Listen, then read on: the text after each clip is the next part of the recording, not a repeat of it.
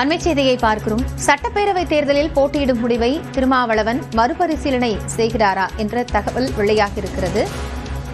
தற்போது சட்டப்பேரவை தேர்தலில் திமுக கூட்டணியில் ஒதுக்கப்பட்டிருந்த 8 இடங்களில் காட்டுமன்னார்கோவில் தொகுதியில் போட்டியிடப் போவதாக திருமாவளவன் அறிவித்திருந்தார். இதற்கு முன்பாக சிதம்பரம் மக்களவைத் தொகுதி எம்பியாகவும் திருமாவளவன் உள்ள சூழ்நிலையில் மாநில அரசியலுக்கு திரும்ப வேண்டிய அவசியம் ஏற்பட்டிருப்பதாக அவர் ஒரு வீடியோ வெளியிட்டிருந்த நிலையில் அதனைத் தொடர்ந்து தற்போது பேரவைத் தேர்தலில் போட்டியிடக்கூடிய முடிவை பரிசீலனை செய்து வருவதாகவும் தகவல் வெளியாக இருக்கிறது.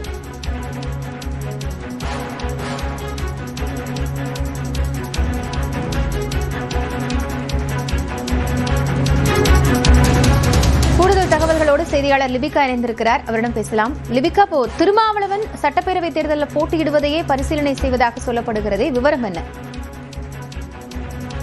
காயத்ரி, தமிழகத்தில் திமுக கூட்டணியில் விசிகாவிற்கு 8 தொகுதிகள் என்பது ஒதுக்கப்பட்டிருக்கின்றது. குறிப்பாக இந்த 8 தொகுதிகளை பொறுத்தவரை காட்டுமன்னார் கோயிலில் விசிகாவினுடைய கட்சியினுடைய தலைவர் தொல் திருமாவளவன் போட்டியிடுவதாக அறிவித்திருந்தார். இந்த நிலையில் கடந்த 4ஆம் தேதி, அதாவது இன்றைய தினம் வேட்புமனு தாக்கல் செய்வதாக அறிவித்திருந்த நிலையில் மீண்டும் 6ஆம் தேதி அன்று வேட்புமனு தாக்கல் செய்வதாக தெரிவித்திருந்தார். தொடர்ச்சியாக இந்த நிலையில் அவர் காட்டுமன்னார் கோயிலில் வருகின்ற சட்டமன்ற தேர்தலில் போட்டியிடுவது குறித்து மறுபரிசீலனை செய்ய இருப்பதாக தற்போது தகவல் தெரிவிக்கப்பட்டிருக்கின்றது. குறிப்பாக தமிழகம் முழுவதும் திமுக கூட்டணியில் இருக்கக்கூடிய கூட்டணி கட்சி தலைவர்கள் சுற்றுப்பயண பிரச்சாரம் மேற்கொள்ள வேண்டும் என அவரிடம் கேட்டுக்கொண்டதின் அடிப்படையில் தற்போது இந்த தேர்தலில் போட்டியிடுவது குறித்து மறுபரிசீலனை செய்ய இருப்பதாக தகவல் தெரிவிக்கப்பட்டிருக்கின்றது. இது காரணமாக இன்று மாலை சென்னை அசோக் நகரில் இருக்கக்கூடிய அவருடைய கட்சி அலுவலகத்தில் செய்தியாளர்களை சந்திக்கின்றார். அந்த செய்தியாளர் சந்திப்புல முழு விவரமும் நமக்கு தெரிய வரும்.